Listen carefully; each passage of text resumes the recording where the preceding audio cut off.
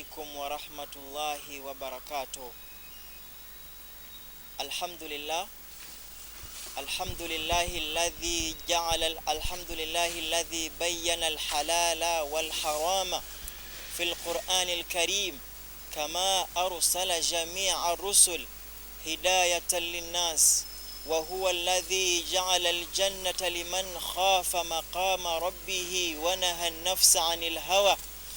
وأشهد أن لا إله إلا الله شهادة نرجو بها المولى أن ينفعنا يوم لا ينفع مال ولا بنون إلا من أتى الله بقلب سليم.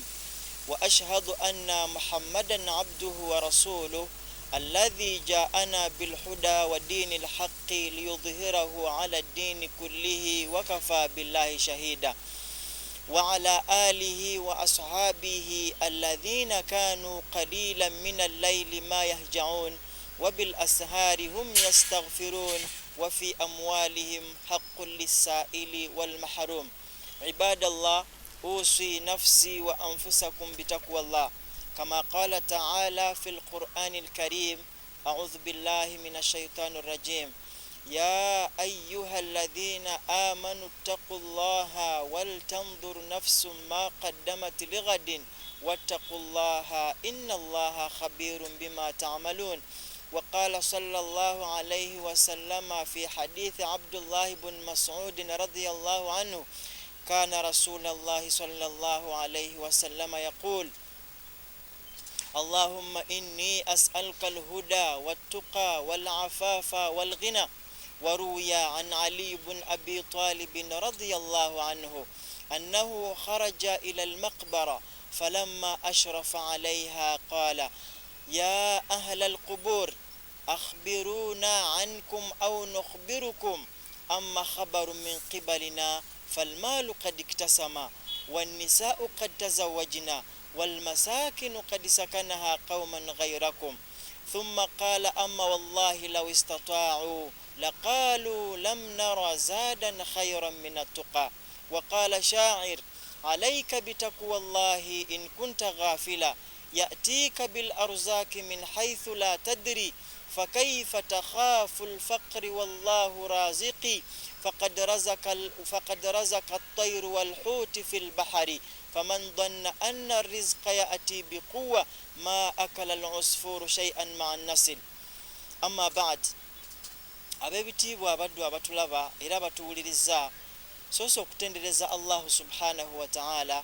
Oyo Allahu subhanahu wa ta'ala nanyini buyinza akyatwazisa ekyengera ky'obulamu, nga wamu n'ekyo Allahu subhanahu wa ta'ala bangi batutte, naye nga sigamba nti Allah abatutte nti basinga okuba nti boonoona, ate sigamba nti fe Allah atuleseewo nti fe tusinga okuba nti tulongoosa, wabula Allah atuleseewo liyabluwana ayyuna ahsanu amala, Allah alabe muffe ani asinga okuba nti alongoosa n'akola emirimu emirungi. Ensonga y'obulamu Allah bw'atuwadde nsonga nkulu nnyo, kyova olaba ng'omumanyi omu yagamba nti as-sihha tajun ala ru'usi as-sihha la yaraahu illa al-marid, nti ekintu ekiyitibwa obulamu tajun, ngule oba kintu kya bbeeyi nnyo kwabo abalina obulamu, la yaraahu illa al-marid, era teri ayinza kulaba ngule, teri ayinza kulaba kya bbeeyi kyalina okuggyako omuntu omulwadde. Era kyova olaba nga Dr. Mustafa Asaba mu bigambo byayogera ebigambo ebingi ennyo n'ensinga kwagalamu ekigambo kimu, kuba nti tulina obulamu naye abasinga obungi tetumanyi lwaki, tetumanyi value ya bulamu bwe tulina. Kyova olaba nga Dr. Mustafa Asaba mu kitabo kye Hakadha Allamtani Alhayat yayogera ku nsonga y'obulamu, n'agamba nti zurul mustashfa marratan fi shahari lita'arifu fadla Allahi alayka fi sihhati wal marad, nti gezaako olambule, gendako mu ddwaliro, gendako mu malwaliro olambule, at least omulundi gumu gwokka mu mwezi ogendeko mu malwaliro, gendako eMulago, ogendeko eRubaga, ogendeko mu malwaliro gonna gomanyi, naye litaarifu fadla Allahi alayka fi sihhati wal marad. Bonna bamaze okwetegereza abantu abali mu malwaliro embeera gye balimu, ojja kukakasa nti Allah subhanahu wa ta'ala ekintu kyolina kya bbeeyi nnyo era osaana okuba nti omwebaza. Abantu bali mu malwaliro nga bali mu mbeera mbi nnyo, oli ali awo bamuteekawo agenda kumalawo emyaka 3 agenda kumalawo emyaka 5 tamanyi mbeera gyagenda kuwangaaliramu naye gwe weebazizza Allah okuba nti tolina wakuluma ensonga ya bulamu tulina okubeera nga tukola ki twebaza Allah mu bigambo byenkulembezezza okubakuutira okutya Allahu subhanahu wa ta'ala nga bwe yali enkola y'owekitiibwa Nabi Muhammadin sallallahu alayhi wasallama kubanga teyayimirirako mu maaso g'abasiraamu okujjako nga yabakuutira okubanga batya Allah subhanahu wa ta'ala kyobola mu hadithi ya Abdullah ibn Mas'ud radiyallahu anhu hadithi gyenkulembezezza atunyumiza n'agamba nti kana rasulullahi sallallahu alayhi wasallama yaqul nabbi sallallahu alayhi wasallama bino ebigambo yayitirizanga nnyo okuba nti abyogera naye yagambanga atya nti Allahumma inni as'aluka alhuda wattuqa walafafa walghina tulabanga nabbi Muhammad sallallahu alayhi wasallama mu nsonga ze yasinga okuba nti ayogera mu nsonga ze yasinga okuba nti asaba Allah mwalimu okubanga asaba Allah subhanahu wa ta'ala amuwa obulungamu amuwa obulamu obulungi abeerenga amuwana okuba nti atya Allah subhanahu wa ta'ala era kyovala banga Ali ibn Abi Talib radiyallahu anhu Ali ibn Abi Talib tumanyi bulungi nnyo y'omu ku bakhalifa b'obusiraamu abana naye kigambibwa nti Ali ibn Abi Talib radiyallahu anhu annahu kharaja ila al-maqbara lumu yatambulako n'agendako mulimbo ewaziikibwa abantu naye falamma ashrafa alaiha bwe yatuukayo n'abanga amaze okuba nti asabira ku bantu b'omukabuli n'abasabira ku dduwa naye yagamba ya ahlal qubur yakoola abantu b'omu ntaana n'abagamba nti ya ahlal qubur abange mmwe abali mu ntaana akhbiruna ankum au nukhbirukum musobola okutubuulira ku mawulire agali wansi eyo gye muli au nukhbirukum oba ffe tubabuulira amawulire agali ku nsi eno gye mwatuleka Allahu akbar jukira abantu bayogera nabo baziikibwa bali mulimbo tebasobola kuba nti bamuddamu naye yakyava abagamba nti amma khabaru min qibalina amawulire ffe ge tulina nga ffe abakyali ku nsi abalamu falmaalu kad iktasama emaali yammwe gye mwakolerera emaali yammwe gye mwakuŋŋaanyanga emisana n'ekiro emaali gye mwakuŋŋaanyanga ng'abamu temufuddeeyo mugijje mu halaali oba mu haramu kad iktasama yamala dde okuba nti ekola ki egabanyizibwa abalina okugitwala abatali mmwe kubanga mmwe Allah yabajjulula n'agamba ekyokubiri wannisaa'u kad tazawwajna jukira ayogera n'abantu ab'omulimba abagamba nti amawulire agali eno ku nsi abagamba nti fannisaa'u kad tazawwajna n'abakyala bamwe bwe mwaleka ku nsi kad tazawwajna baamala dde okubeera nga bawasibwa Allahu akbar mukyala wo gw'olina olunaku olwaleero gw'olaba nti omwagala nnyo ogutali musango kuba nti omwagala ogenda kuba nti omulekawo naye bona abo omulesewo gwe nga gwe gy'olaze weeteeseteese otya kyova laba Aliyu abagamba bali mu ntaana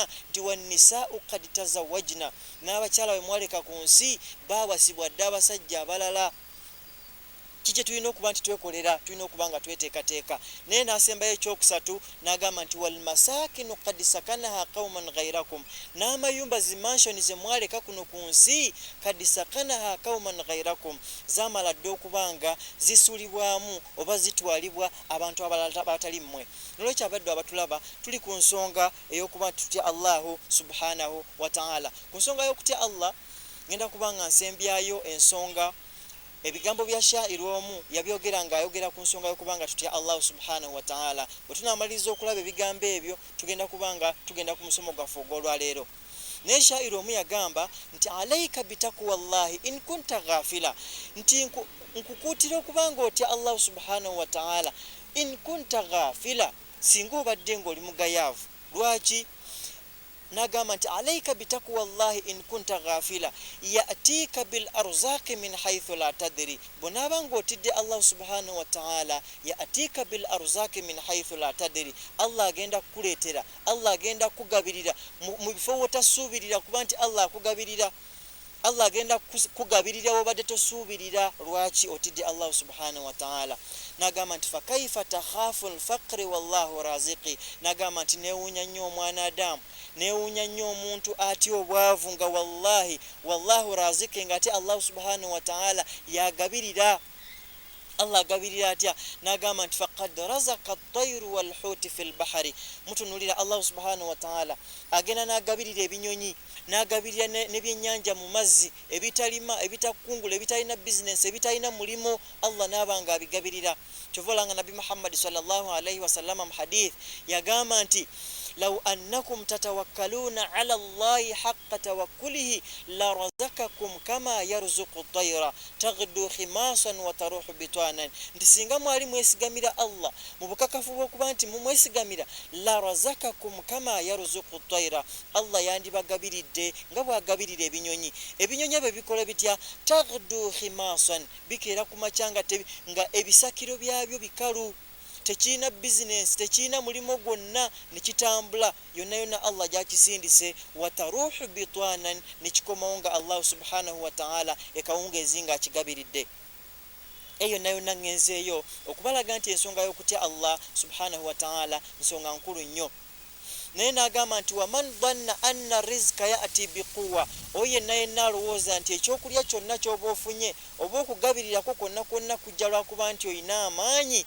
Mwana watu ma akala al-usfuru shay'an ma'a nasib, ebinyonyi tebyandifunye kantu konna konna wadde akasanke, akanyonyi ke bayita akasanke, kubanga ke kanyonyi akasembera ddala okuba katini nnyo tekalina maanyi kali badde tekalya. Kitegeeza nti okugabirira kuno tekuliko nti oba olina amaanyi oba togalina. Abaddu ab'ebitiibwa, eyo nayo nangenzeeyo okubalaga nti okutya Allah subhanahu wa ta'ala nsonga nkulu nnyo. Mu dakiika ze tulina entono nnyo insha Allah tugenda kulaba ku musomo abantu abasinga obungi gwe beerabidde, ensonga abantu gye beerabidde gye batataddeeko nnyo birowoozo. Nsonga ki? At-tawbatu ila Allah subhanahu wa ta'ala, okuba nti twenenya eri Allah subhanahu wa ta'ala. Okwenenya nsonga nkulu nnyo kubanga bw'onaagenda nga Allah subhanahu wa ta'ala takusonyiye tomanyi butya bw'ogenda kusinkana mutonzi. Kyova olabanga mu Qur'an Allah subhanahu wa ta'ala ow'ekitiibwa yatugamba mu suratu Tahrim aya ey'omunaana n'agamba a'udhu billahi minash shaitani rajim ya ayyuha alladhina amanu tubu ila Allahi tawbatan nasuha asa rabbukum an yukaffira ankum sayyi'atikum wa yudkhilukum jannatin tajri min tahtiha al-anhar. Allah subhanahu wa ta'ala mu surat Tahrim atukubiriza n'agamba nti ya ayyuha alladhina amanu, Allah akowodde bakkiriza bokka n'agamba nti buli yenna yenna ayitibwa omukkiriza tubu ila Allahi tawbatan nasuha, beera nga weenenya eri Allah subhanahu wa ta'ala olw'ennenya olutuufu, olw'ennenya olwasikyaddira. Asa rabbukum an yukaffira ankum sayyi'atikum, bwe munaabanga mwenenyeza Allah subhanahu wa ta'ala agenda kubanga abasonyiwa ebyonoono byammwe. Wa yaghfir lakum dhunubakum, Allah agenda kubanga abasonyiwa byonna byonna. Allah subhanahu wa ta'ala tagenda kuma kwekyo wa yudkhilukum jannatin tajri min tahtiha al-anhar, Allah tagenda kuma kwekyo bw'anaabanga amaze okubasonyiwa ebyonoono byammwe agenda kubayingiza ejjana. Naye ng'ejjana eyo tajri min tahtiha al-anhar, ejjana ekulukutira wansi waayo emiga. Ayati mu Qur'ani nyingi nnyo ezitukubiriza okuba nti twenenya eri Allahu subhanahu wa ta'ala, kubanga obulamu tulina butono nnyo kuno ku nsi. Myaka 3, myaka 25, myaka 4 nga Allah subhanahu wa ta'ala akujjulula. Naye oli mwekakafu otya nti Allah subhanahu wa ta'ala akusonyiye, n'olwekyo tozibya lunaku nga tewenenyeza maaso ga Allah, kubanga tusobya nukhti'u billayli wan nahari, tusobya emisana n'ekiro, naye Allah subhanahu wa ta'ala tumwenenyereza oba nedda. Bwe tunagenda mu surati Nur aya ya 3 Allah subhanahu wa ta'ala atugamba nti watubu ila Allahi jami'an ayyuhal mu'minuna la'allakum tuflihun. Allah subhanahu wa ta'ala atugambye mu surati Nur aya ya 3 n'agamba nti watubu ila Allahi jami'an ayyuhal mu'minuna la'allakum tuflihun, nti mwenenye eri Allah subhanahu wa ta'ala abangemmwe abakkiriza oba oli Allah subhanahu wa ta'ala mujja kuba mumujemulukidde, mujja kubeera mu abo abantu Allah subhanahu wa ta'ala bagenda okuba nti bagenda kwesiima. Ayati mu Qur'ani nyingi nnyo ezitukubiriza okuba nti twenenya. Era saawokawoka bw'onaagendako mu surati Bakara Allah subhanahu wa ta'ala aya ya 16 Allah atugamba n'agamba a'udhu billahi minash shaitani rajim illa alladhina tabu wa aslahu wa bayyanu fa ulaika atubu alayhim wa ana tawwabur rahim.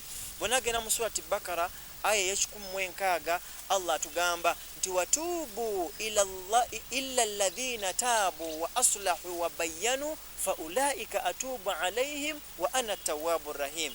Allah tugambye nti okujjako abo abanenenya wa aslahu era ne balongoosa, kitegeeza bw'omala okwenenya beera nga ate olongoosa ebitakoze eki ebitatambudde bulungi. Wabayyanu era ne bannyonnyola ebyo byonna bye bakwese ne baba nga kwegamba oli naaba nga atukudde bulungi nga yeenenyereza eri Allah subhanahu wa ta'ala n'alongoosa era nannyonnyola byonna ebiri ku mutima naaba nga alongoosa omutima gwe. Naye n'agamba nti fa ulaika atubu alaihim, Allah subhanahu wa ta'ala agambye nti abantu bonna abanaakola ekyo fa ulaika atubu alaihim, abo nno bengenda okuba nti mpuliriza, bengenda okuba nti nzikiriza okwenenya kwabwe, wa ana tawwabur rahim. Allah n'agamba nti era nze muntu nze asonyiwa, nze akkiriza okwenenya kwabo era nze musaasizi. Ayati mu Qur'ani nyingi nnyo ezitukubiriza okuba nti twenenye eri Allah subhanahu wa ta'ala.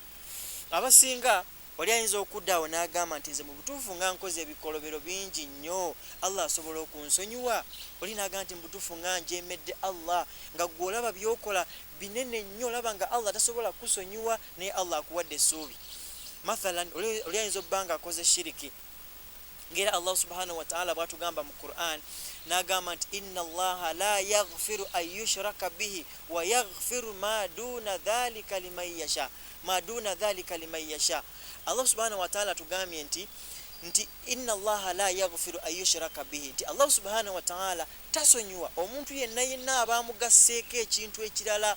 Wa yaghfiru ma duna dhalika, ate Allah subhanahu wa ta'ala asonyiwa amazambi amalala agatali shiriki. Kwegamba oyinza okubeera eyo n'olabanga Allah subhanahu wa ta'ala omujemedde, okoze ebikolobero bingi nnyo nga shiriki, naye Allah akuwadde essuubi. N'agamba atya essuubi Allah alituwadde nga liri mu Qur'ani ey'ekitiibwa. Allah subhanahu wa ta'ala bw'atugambira mu surati Zumar aya ya 5:3, Allah n'atugamba atya, n'agamba nti qul ya ibadiya alladhina asrafu ala anfusihim la taqnatu min rahmatillah inna Allaha yaghfiru dhunuba jami'a inna Allaha huwal ghafurur rahim. Allah atuwadde essuubi oyo yenna abadde akutuseewo n'okusaasira kwa Allah nga aweddemu, kwegamba akutuseewo talina ssuubi, alaba nga byonna byakoze bingi nnyo, Allah tasobola kuba nti amusonyiwa. Allah atuwadde essuubi mu surati Zumar aya ya 5:3, n'agamba nti qul ya ibadi, owange Nabbi Muhammad sallallahu alaihi wasallama bagamba abaddu bange, qul ya ibadi alladhina asrafu ala anfusihim, bagamba abaddu bange abo bonna abakutuseewo n'okusuubira okusaasira kwange, bagambe nti inna Allaha yaghfiru dhunuba jami'a, bagambe nti Allah subhanahu wa ta'ala asonyiwa amazambi jami'an, gonna Allah asobola okuba nti agasonyiwa. N'olwekyo oba olina kye wakola, ng'olina kye wajemera Allah, ng'olina kye wasobya kyonna tokutukawo na kusuubira, Allah subhanahu wa ta'ala tugambe nti yaghfiru dhunuba jami'a, Allah asonyiwa amazambi gonna. N'olwekyo ab'ebitiibwa twenenye eri Allahu subhanahu wa ta'ala. Ayati nyingi nnyo naye munzikirize ensembyeyo aya zino 2 eziri mu suratu Nisa aya y'e17 mpaka aya y'e18, zengenda okuba nti nsembyayo ku nsonga y'okuba nti twenenya. Ayati nyingi nnyo tujja kuziraba insha Allah, kubanga guno omusomo munene nnyo, tugenda kubanga tugutemamu emirundi 3, paati esooka ey'okubiri n'ey'okusatu insha Allah. Naye kansembyeyo aya zino 2 ku nsonga y'okuba nti twenenye eri Allah subhanahu wa ta'ala. Bwe tunagenda mu suratu Nisa aya y'e17 mpaka aya y'e18, Allah subhanahu wa ta'ala agamba, n'agamba nti innama tawbata ala Allahi lilladhina ya'maluna su'a bijahalatin thumma yatubuna min qarib fa ulaika yatubu Allahu alayhim wa kana Allahu aliman hakima wa laysat at-tawbatu lilladhina ya'maluna sayyi'at hatta idha hadara ahaduhum al-maut qala rabbi inni tubtu al-ana wala alladhina yamutuna wa hum kuffar ulaika a'tadna lahum 'adhaban alima.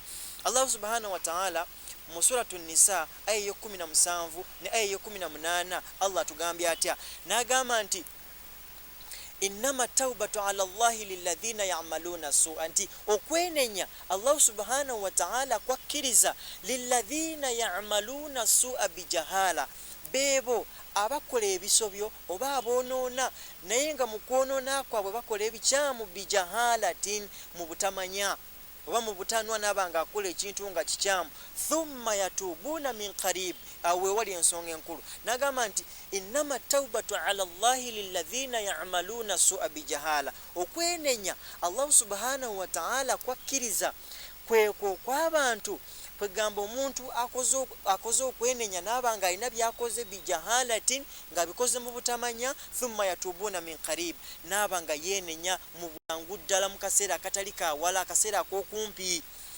kitulaga nti bw'oba oli wakwenenya eri Allah togamba nti nja kwenenya enkya olw'enkya tomanyi nti oba onaaba okyali mulamu olw'enkya tomanyi oba onaabeera mu bantu abakyali abalamu kozesa olunaku luno lw'olimu ng'okyali mulamu naye n'agamba nti alladhina yatubuuna min qarib thumma yatubuuna min qarib fa ulaika atubu alaihim Allah subhanahu wa ta'ala agambye nti innama taubatu ala Allahi lilladhina ya'maluna su'a bijahala thumma yatubuuna min qarib fa ulaika yatubu Allahu alaihim abunno abenenya mu kaseera akatono ennyo nga bamaze okuba nti basobya Allah subhanahu wa ta'ala agenda kubanga abasonyiwa then agamba nti walaysati taubatu lilladhina ya'maluna sayyi'at ate okwenenya Allah subhanahu wa ta'ala kwatakkiriza kwekwo kwaba abantu abakoze ebintu ebikyamu naye walaysati taubatu lilladhina ya'maluna sayyi'at hatta idha hadara ahadahumul maut okwenenya Allah subhanahu wa ta'ala kwatakkiriza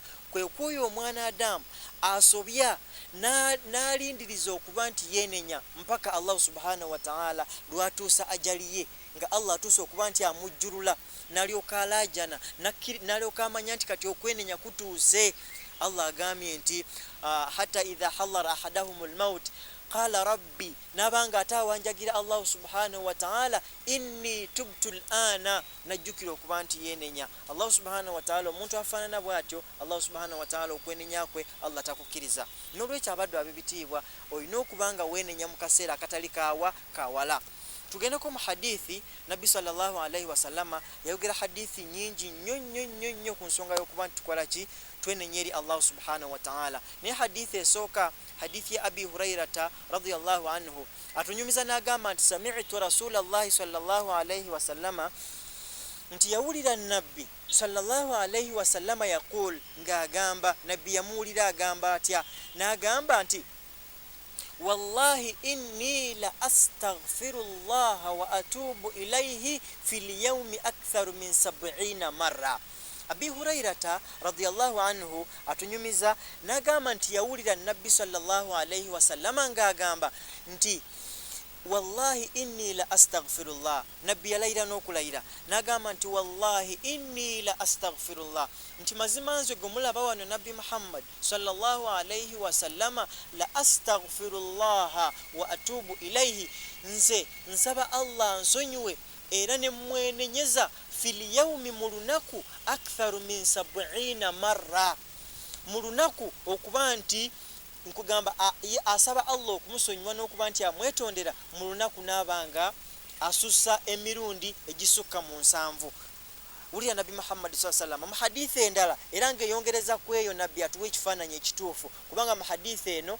yagamba nti asaba Allah okumusonyiwa era n'amwenenyeza mu lunaku aktharu min 70 marra emirundi 7 buli egisukka mu 7 buli lunaku mu hadithi endala n'agamba nti ya ayuha nas nabbi yakoola abantu n'agamba nti tubu ila Allahi wastaghfiruhu abange mu abantu mwenenyeze eri Allah subhanahu wa ta'ala era mu musabo okuba nti abasonyiwa fa inni atubu fil yawmi 100 marra mu hadithi ey'okubiri nabbi n'abanga atuwa ekifaananyi emirundi gye yenenyeza Allah n'okumusaba okuba nti amusonyiwa ate nga tumanyi bulungi nnyo nabbi Muhammad sallallahu fa idha kana an-nabiy sallallahu alayhi wa sallama yastaghfirullah wa yatubu ilayhi bwabanga nabbi Muhammad sallallahu alayhi wa sallama asaba Allah okuba nti amusonyiwa namwenenyeza buli lunaku emirundi 10 nga wakad ghafara Allah lahu ma taqaddama min dhanbihi wa ma ta'akhkhar nga Allah subhanahu wa ta'ala yamala ddo okubanga amuta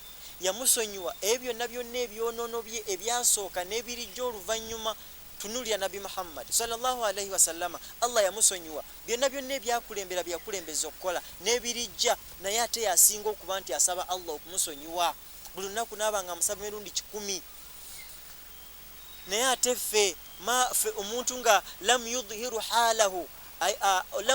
halahu bututuuka kufa ate ffe nga annahu lam aghfara lahu nga gotomanyi Allah subhanahu wa ta'ala yakusonyiwa bate yakusonyiwa wallahi kyalibadde kitya walibadde ng'osaba Allah subhanahu wa ta'ala nga buli lunaku osaba Allah okuba nti buli kaseera obeera ng'osaba Allah subhanahu wa ta'ala walibadde nga omwenenyeza buli kaseera ensonga gye bayita at-taubatan nasuha okuba nti olwenenya olwasikyaddira oba olwenenya okuba nti togenda kuddamu byokoze olwenenya olutuufu Allah lwatugamba kyova labanga Abdullah ibn Mas'ud radiyallahu anhu yagamba nti at-taubatan nasuha okwenenya okwasikyaddira oba okwenenya okwaddala ayatuba thumma la yaudu kwe kuba nti wenenya eri Allah subhanahu wa ta'ala n'otaddamu ekyo kyokoze kwegamba bwoba obaddenga owangalira ku bulimba bwe wenenya eri Allah subhanahu wa ta'ala newenenya nti ayi Allah nkusaba onsonyiwe obulimba mbukomezza olwaleero kitegeeza kwe kwenenya nga togenda kuddamu kyokoze ayatuba thumma la yaud. Qurtubi ne ku nsonga y'okuba nti ayogera ku taubatan nasuha yayogera ebigambo bino ng'ate ze zimu ku shurutu za tauba ebimwe obukwakulizo obubina okutuukirira tauba esobole okuba nti etuukirira buli buna era nga ne Qurtubi yabwogera mu bigambo bye n'agamba nti ataubatan nasuha yajma'uha arba'ata ashiya nti okwenenya okwasicyaddira kukuŋŋaanira mu bigambo bina oba mu nsonga nnya n'agamba ensonga esookera ddala muziwulirize bulungi nnyo ab'ebitiibwa bw'oba oyagala kwenenya eri Allah subhanahu wa ta'ala goberera ensonga zino nnya Allah subhanahu wa ta'ala ajja kubanga akusonyiwa. Ensonga esooka n'agamba nti al istighfaru bil lisan okuba nti oyatula n'olulimi lwo n'ogamba nti ayi Allah nkusaba onsonyiwe ayi Allah nkusaba onsaasire nga bwe tuwulidde Nabi Muhammad sallallahu alaihi wasallama nga bwe yagamba nti wallahi inni la astaghfirullah wa atubu ilaihi fil yawmi akthar min 70 marra nga bwe tuwulidde Nabi Muhammad sallallahu alaihi wasallama bwe yali agamba nti nenenyeza eri Allah subhanahu wa ta'ala era ne musaba okunsonyiwa fil yawmi akthar min 70 marra okuba nti asaba Allah subhanahu wa ta'ala amusonyiwe kitegeeza nti Nabi sallama wabanga yakozesa ekigambo ekyo buli lunaku emirundi egisukka mu 7 oba emirundi 10 hadithi endala nga bwe tugirabye amagezi mbawagabuwa oli ayinza okugamba nti emirundi 10 nagiweza nti anga mingi ekisookera ddala olina okubanga okkiriza mu mutima n'okakasiza ddala nti Allah subhanahu wa ta'ala gw'osaba okukusonyiwa agenda kukusonyiwa. Oyinza okulowooza nti emirundi 10 mingi naye ekyo ekisingako obulungi buli swala tuyine swala 5 osobola ogamba nti nze ku subuhi ngenda kukozesa ekigambo ekyo emirundi 20 ogambe nti astaghfirullah wa atubu ilaihi ezimu ku adhikari zange zengendanga okusoma ku subuhi ogambe nti astaghfirullah wa atubu ilaihi ng'okakasa mu mutima ng'osaba Allah akusonyiwe kubanga tusobya teri muntu atasobya nga wa Nabi Muhammad sallallahu alaihi wasallam kullu ibni adam khata wa khairul khata'in at-tawwabin nti fenna tuli basobya naye omusobya asinga obulungi yoyo ayenenyeza kubanga otambula ku nsoko n'otambula ku ttaka olina bumunyera bw'olinnya n'obutta oyinza obba otambula mu tawuni n'okoona omuntu nga togenderedde n'omunyiiza naye nga gwolowooza nti tokoze ekitomunyiiziza bingi bye tukola naye nga tukola ebisobyo bingi nnyo naye kyekisingako obulungi kwe kuba nti twenenya eri Allahu subhanahu wa ta'ala asobole okuba nti atusonyiwa. Tukola bingi nnyo nokhtiu billaili wan nahari tusobya Allah subhanahu wa ta'ala emisana n'ekiro naye twenenyeza abebitiibwa twenenye eri Allah subhanahu wa ta'ala ku subuhi bonagamba nti astaghfirullah wa atubu ilaihi emirundi 20 ne ku dhuhuri emirundi 2 astaghfirullah wa atubu ilaihi twemanyize ekigambo ekyo nga tekiva ku nnimi zaffe buli kaseera astaghfirullah wa atubu ilaihi kubanga tusobya gyoyitira yonna okola ebintu nga tomanyi tuwangalira mu kusobya naye omusobi asinga obulungi yayenenyeza. Astaghfirullah wa atubu ilayhi ne ku asiri emirundi 20 ne ku magaribi emirundi 20 ne ku isha emirundi 20 ojja kulabanga emirundi giweze 10 Nabi Muhammad sallallahu alayhi wasallama yasabanga Allah okuba nti amusonyiwa. Shuruto eyokubiri kubanga tulabye Qurtubi atugambye nti atawbatan nasuha yajma'uha arba'ata ashiya, nti okwenenya okutuufu kukunganira mu nsonga nnya.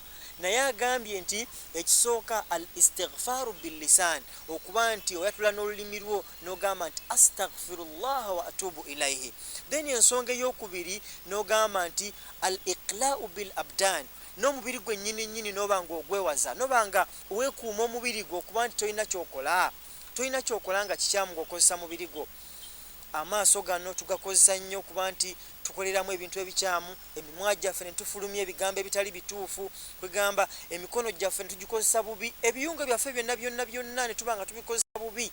Naye n'olwekyo omubiri gwo bw'obanga ogukuumye n'omanya nti alhamdulillah, bwe mba nkuumye obwerere bwange Allah subhanahu wa ta'ala nemba nga nkuumye ebifo byange ebyensa, noba ng'obikuuma, kye kibagambye nti al iqla'u bil abdan, okuba nti okuuma omubiri gwo obutakola nsobi yonna.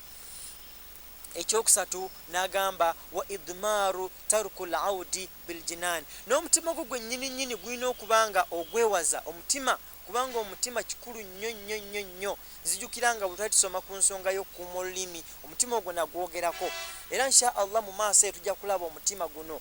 Waliwo alqalbu salimu, omutima omulamu, tujja kubanga twogera ku nsonga z'omutima. Naye n'omutima gwe nnyini guno nsanga nkulu nnyo. Omutima olina okubanga ogwewaza, wabangawo ekintu nga si kirungi omutima guno gutamwe, gambe nti kino ekintu nedda, nkoze obutambuze bungi nedda, kankireke, obeere nga weenenya odde eri Allah subhanahu wa ta'ala. N'ensonga ey'okuna oba akakwakulizaako okuna wa muhajaratu sayil khulam, n'okuba nti osenguka emikwano egitali mirungi, kubanga abasinga obungi tukoze ebisobyo bingi nnyo, naye nga lwaki tubikoze, abantu betuwangaala nabo batusindiikiriza oba batusikiriza okuba nti tukola ebikyamu. Tulina emikwano emibi, tulina emikwano emikyamu, era ogwo nagwo musomo mulamba. Omuntu alina kubeera na mukwano ki, ani mukwano gwo, ogwo nagwo musomo mulamba. N'olwekyo ensonga y'okuba nti tutya Allah subhanahu wa ta'ala nsonga nkulu nnyo. Oli ayinza okwebuuza n'agamba nti wallahi nkoze ebisobyo bingi nnyo, naye njagala kuwa amagezi. Kyova olabanga mu hadith Nabbi sallallahu alayhi wasallama, hadithi ya Hasan, Nabbi yagamba nti law akhta'a ahadukum hatta mala'a ma bayna as-samaa'i wal ardi thumma taba Allahu alayhi. Ulira Allah subhanahu wa ta'ala bwatugumya. Nabbi sallallahu atuwadde amagezi mu hadithi ya Hasan, n'agamba nti law akhta'a ahadukum, omumwe singa abasobezza n'abanga akola ebikolobero bingi nnyo, naye ng'ebikolobero ebyo byakoze hatta mala'a ma bayna samaa'i wal ard, ebikolobero byakoze nekituuka ekiseera nga bijjuza ebbanga eriri wakati w'ensi n'eggulu, nga kugamba gwe ebikolobero byokoze bingi nnyo byenkanankana oba bijjuza ebbanga eriri wakati w'ensi n'eggulu. Thumma taaba, noba nga weenenya, taaba Allahu alayhi, Allah agenda kubanga akusonyiwa. Ab'ebitiibwa, kitegeeza tewali zambi lyonna Allah lyatasonyiwa, tewali zambi lyonna, tewali kyonono Allah kyatasonyiwa. Kyova olabanga Hasan al-Basri yayogera n'agamba mu bigambo bye eby'ekitiibwa, n'agamba nti rahimallahu mra'an, Allah subhanahu wa ta'ala asonyiwa omwana Adamu, ra'a fi nafsihi, omuntu yenna yetunuulira, fabaka bi'adadi dhunubihi, n'abanga akaaba olw'okuba nti amazambi gamuyitiriddeko negakuba nga gasusse obungi, n'abanga akaaba. Be bantu abasinga obulungi, kubanga oli yennyini n'abanga yeebalamu. Innal insana ala nafsihi basira, buli omu weemanyi, buli omu byonna byokola obimanyi. Kyova olabanga Hasan al-Basri agambye nti rahimallahu mra'an ra'a fi nafsihi fabaka bi'adadi dhunubihi, nti Allah subhanahu wa ta'ala asaasire nnyo omwana Adamu oyo yetunuulira mu mwoyo gwe, fabaka bi'adadi dhunubihi, n'abeera nga akaaba olw'amazambi g'alina amangi. Oli ayinza okuddaawo, njagala mbakakase kuno ku nsi tewali muntu atasobya, ffenna tusobya. Kyova olabanga al-Awzaa'i rahimahullah, omumanyi obusiraamu ayitibwa Awzaa'i, yagamba qultu li rajulin, yagamba omusajja omu nagamba uridu baitan bijuwari unas la yaghtabun wala yahsudun wala yabghadun fa akhadhani ila almaqbara faqala li huna.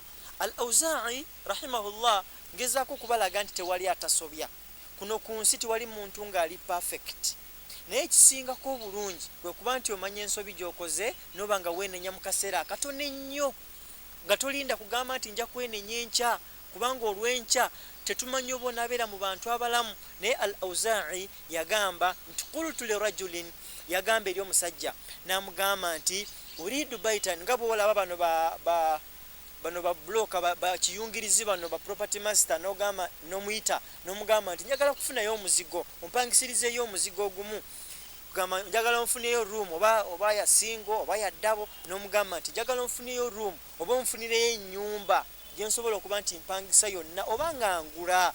Naye n'agamba omusajja nti nfunirayo ennyumba, ng'ennyumba eyo bijuwari unas, ng'eriraanye abantu, ng'abantu abo la yaghtabun, ekisooka nga tebageya, they don't backbite, nga tebageya. N'agamba ekyokubiri wala yahsudun, ng'ate abantu abo tebalina nsaalwa. Ekyokusatu n'agamba nti wala yabghadun, ng'abantu abo tebanyiiga. Wulira ennyumba gy'asaba, yamugamba nti njagala onfunire ennyumba, ng'ennyumba eyo eriraanye abantu, ng'abantu abo tebageya, tebalina nsaalwa, ng'ate ekyokubiri tebakola ki, tebanyiiga. Naye omusajja kyava akwata Al-Awza'i n'amukwata ku mukono, fa akhadhani ila al-maqbara, n'amutwala mpaka mulimbo gye yamutwala, kubanga eyo limbo we wali abantu abatakola ki, abatakyasobola kukola. Kitegeeza nti ffenna tuli ku nsi kuno nga tusobya. Naye yamutwala mu mulimbo n'amugamba nti faqala li, n'amugamba nti huna, bw'oba onoonya ennyumba ng'eriraanye abantu abatageya, abantu abatalina nsaalwa, abantu abatanyiiga, awo oba otuuse ogenda mulimbo, kubanga we wali abantu abatakyasobola kukola. Kitegeeza ffenna tusobya, naye omusobi asinga obulungi y'oyo ayeenenyeza eri Allah subhanahu wa ta'ala. Abaddu ab'ebitiibwa, buli omu emirimu gy'okoze ogimanyi, emirungi n'emibi. Tuule waka weebaleebale nga tonnaba nakwebaka, bonaaba otuuse okwebaka osooka otuule ku buliri bwo otandike okwebala ogambe mu butuufu nkoze ebintu bingi nnyo. Gwe kennyini weekubiriza ogambe nti wallahi nkoze ebikolobero bingi, ogambe nti nkoze kino nkoze kiri, okoze ebintu ebyenjawulo, otandike okuba nti weebalaabalamu. Hasibu anfusakum qabla an tuhasabu, mubeere nga mwebalaabalamu nga tebannaba kubanga bababala, kubanga okubala kwa Allah subhanahu wa ta'ala si kwangu. Allah agenda kukubala buli kimu kyonna, naye mbakuutira okuba nti twenenya eri Allah subhanahu wa ta'ala. Mu bantu abatukulembera, wayurwa anna shaban kana shaban fi bani Israel, tunyumizibwa era mu bantu abatusookawo mu bani Israel waliyo omuvubuka. Njagala kubalaga nti tewali muntu atasobya, ate tewali zambi Allah subhanahu wa ta'ala lyatasonyiwa. Omuvubuka oyo batunyumiza nti kana shabun fi bani Israel, waliyo omuvubuka yawangalanga mu bani Israel, abada Allah 20 sana. Omuvubuka oyo yatendereza Allah, n'abanga asinza Allah, ng'akola buli kimu kyonna Allah kyayagala emyaka 20. Naye bwe yawangalira ku ekyo abadallaha 20 sana, n'abanga yasinza Allah, n'atendereza Allah, n'akola buli kimu kyonna emirimu emirungi ng'agikolera emyaka 20. Wa aswahu 20 sana, omuvubuka oyo n'abeera nga yajeemera Allah subhanahu wa ta'ala emyaka 20. Yasooka n'atendereza Allah, n'amugondera, n'akola buli kimu kyonna ekirungi emyaka 2. Bwe yagimaliriza n'asalawo atajeemere Allah emyaka emirala 20. Ekyo bwe yakimaliriza, thumma ra'a fil mir'a, bwe yamala okuba nti yeetunuulira mu ndabirwamu, thumma ra'a fil mir'a, bwe yamala okuba nti yeeraba mu ndabirwamu, fara'a shaybu fi lihiyatihi, n'alaba envi nga ziri mu mutwe gwe, kitegeeza yali amaze okuba nti akaddiwa. Awangalidde mu kutendereza Allah emyaka 20 giweddeko, n'asalawo ajeemere Allah emyaka 20, naye bwe yeetunulako mu ndabirwamu, fara'a shaybu fi lihiyatihi, n'abeera nga yalaba envi nga ziri mu mutwe gwe. fasaahu dhalika ekyo ne kimuluma nnyo okuba nti mu butuufu atuuse okukaddiwa nga akaddiira ku mazambi akaddiira ku byonono. Fabaka nabeera nga yakaaba amazigo omusajja oyo omuvubuka naaba nga yakaaba nnyo naye amala okuba nti akaaba kyavadde eri Allah najjukira n'agamba ilahi owange omulezi wange Allah wulira omwana Adamu wulira omuvubuka oyo amaze okuba nti agondera Allah emyaka 20 agimaliriza n'aba nga ajeemera Allah subhanahu wa ta'ala emyaka 20 kati atajjukidde nadde wa Allah n'agamba ilahi owange mulezi wange Allah ata'atuka 20 sana nakugondera emyaka 20 wa asaka 20 sana era nembeera nga nkujemedde emyaka 20 fa idha raja'tu ilaika ataqabbalani ya Allah bwe mbanzize gyoli onansonyiwa onanziriramu. Fasami amay yaqulu lahu abali awagenda okuwulira nga awulira ebigambo ebimugambibwa omuvubukazi eri Allah amugamba ya Allah nkujemedde emyaka 20 nekugondera emyaka 20 naye kati nsazeewo okudda gyoli osobola okuba nti onziriramu.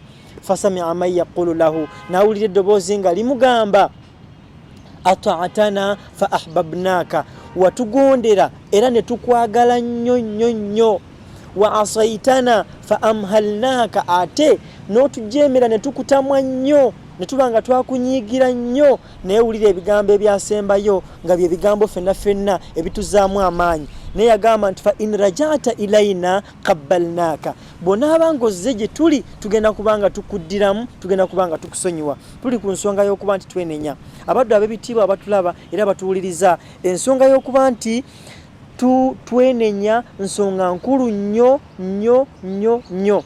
Mu hadithi Nabbi sallallahu alayhi wa sallam hadithi ya Abi Hurairata radiyallahu anhu yagamba nti inna Allah azza wa jalla yaqbalu tawbata al-abdi ma lam yugharghiru. Allah kiriza tauba akiriza okwenenya okwa omwana Adamu ma lam yugharghiru ebbanga lyamalangu omwoyo gwe tegunnatuuka mu ddokooli kitegeeza nga malayika al-maut ekutuuseeko sawa yonayona ekutwala. Allah akiriza okwenenyako. N'olwekyo ab'ebitiibwa tokkiriza akaseera kali kasembayo tokkiriza kuba nti otuuse Allah agenda kutwala n'olyoka okkiriza n'ogamba nti inni tubtul ana nenenyeza sawa zino ngolaba ogenda kufa. Kitegeeza okwenenyako tekuvudde ku mutima gwo wabula kuvudde mu kuba nti otidde kufa. N'olwekyo ab'ebitiibwa tozibya lunaku nga togambyeko nti astaghfirullah wa atubu ilayhi astaghfirullah wa atubu ilayhi twemanyize ekigambo ekyo nga tekiva ku nnimi zaffe. Chovola banga mu hadithi endala Nabbi sallallahu alayhi wa sallama atunyumiza ku nsonga y'okuba nti twenenye Allah subhanahu wa ta'ala n'agamba nti ya ayuha nas tubu ila Allah muberenga mwenenya eri Allah subhanahu wa ta'ala mumwenenyeze kubanga Allah subhanahu wa ta'ala akkiriza okwenenya kw'omwana Adamu nga enjuba tenaba kubanga ekolaki nga tenaba kuba nti eva gyegwa. Kitegeeza nti okwenenya nsonga nkulu nnyo. Oyo naye n'agamba nti nze nja kwenenya mu maaso. Kyovola ngo omumanyi omu yagamba nti man qala omuntu agamba nti nze kambere nga nkola ki inni saghiru asbir. Oyo naye n'agamba nti inni saghiru asbiru hatta akhafu Allah hina akbur fa inna dhaka gharrahu shaytan gharrahu iblis wa qalbuhu muqfil matmus. Ebigambo by'omumanyi ebyo bigambo bikulu nnyo. Yagamba nti waman yaqulu inni saghiru asbir oye yenna agamba nti nze nkyali mwana muto kangumiikirize lwe nnaakula lwe nja okuba nti neenenya nga endowooza y'abantu abasinga obungi. Oli n'agamba nti nze nja kwenenya nga nkaddiye kubanga sinnakola bisobyo. Era tukyalina abantu abalina mentality tukyalina abantu abalina endowooza egamba nti nze kyovola oli n'agamba nti nze sobola kukola hijja nga nkyali muvubuka. Oli n'agamba ngenda kukola hijja nga maze okukaddiwa naye nga ye alina belief alina endowooza egamba nti bwe nkola hijja nga nkyali muvubuka nyinza okugyonoona.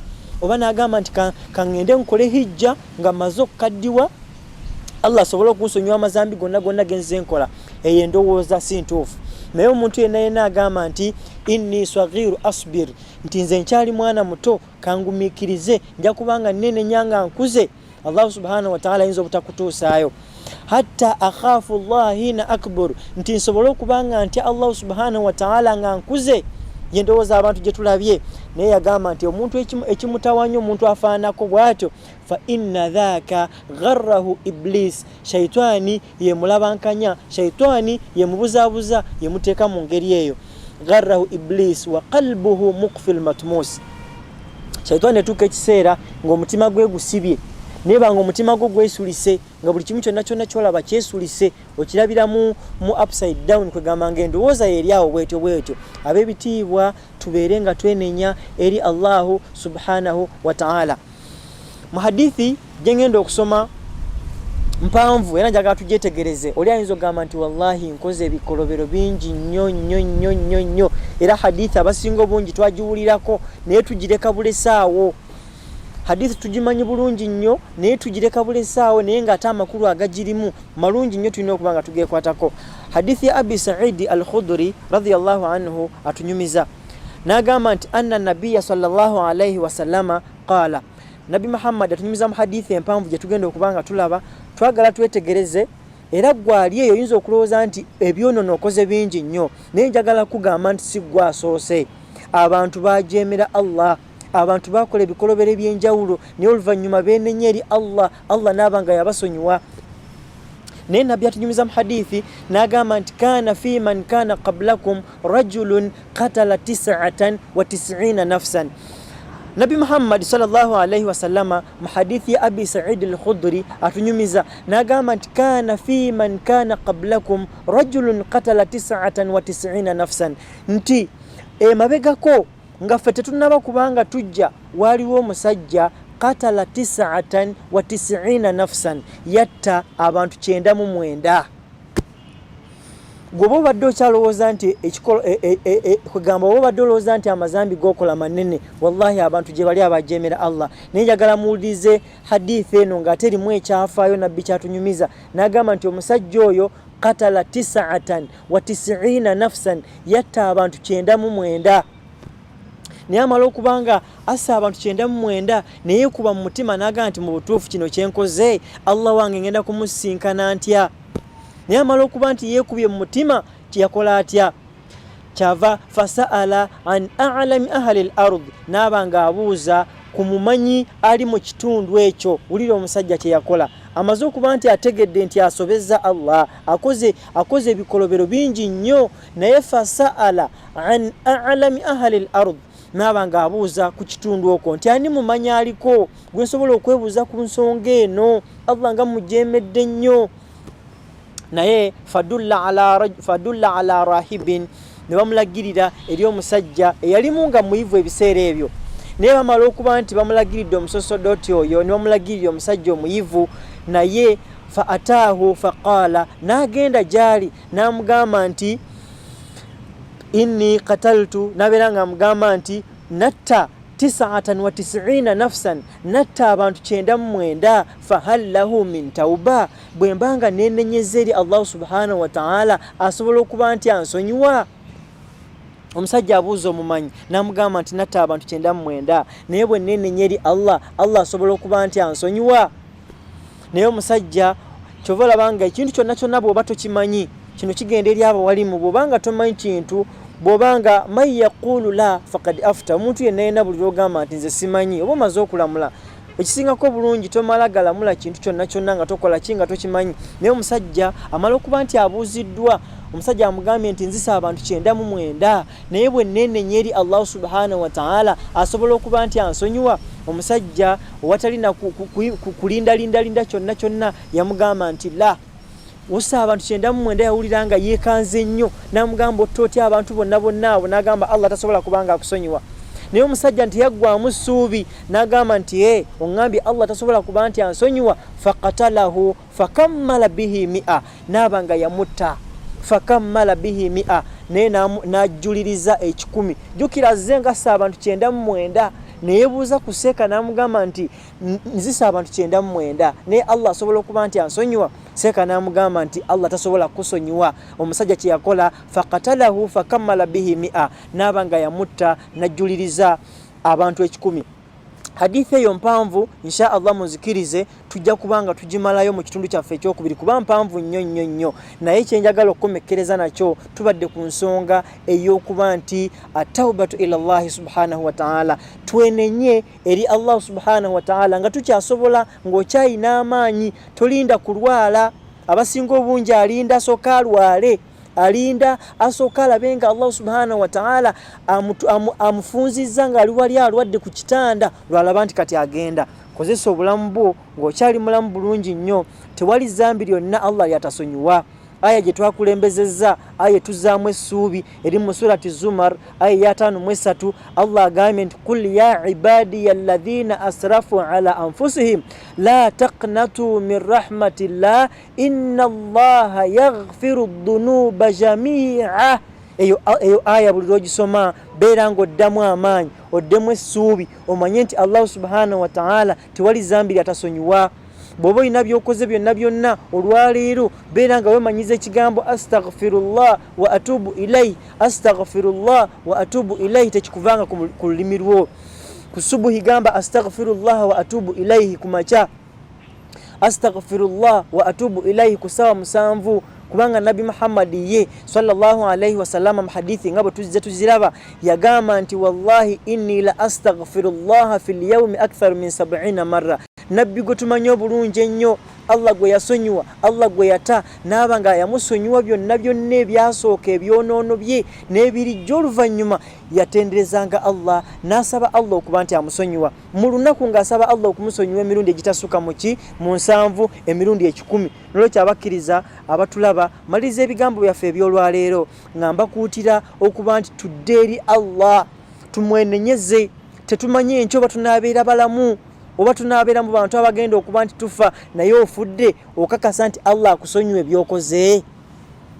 Ebisigadde insha Allah mu kitundu kyaffe ekyokubiri tujja kubanga tutandikiraawo ku hadithi eyo yennyini gye mbadde ntandise, hadithi empanvu eyo omuntu yatta abantu 99 ng'anoonya kuba nti asonyiyibwa eri Allah subhanahu wa ta'ala. اللهم اجعلنا من الذين يستمعون القول فيتبعون أحسنه. ربنا ظلنا تحت ظل عرشك يوم لا ظل إلا ظلك. اللهم آت أنفسنا تقواها وزكيها أنت خير من زكاها أنت وليها مولاها برحمتك يا أرحم الراحمين. اللهم أعز الإسلام والمسلمين وأذل الشرك والمشركين ودمر أعداءك أعداء الدين. اللهم إنا نسألك الهدى والتقى والعفاف والغنى. ربنا آتنا في الدنيا حسنة وفي الآخرة حسنة وقنا عذاب النار. والحمد لله رب العالمين. والسلام عليكم ورحمة الله وبركاته.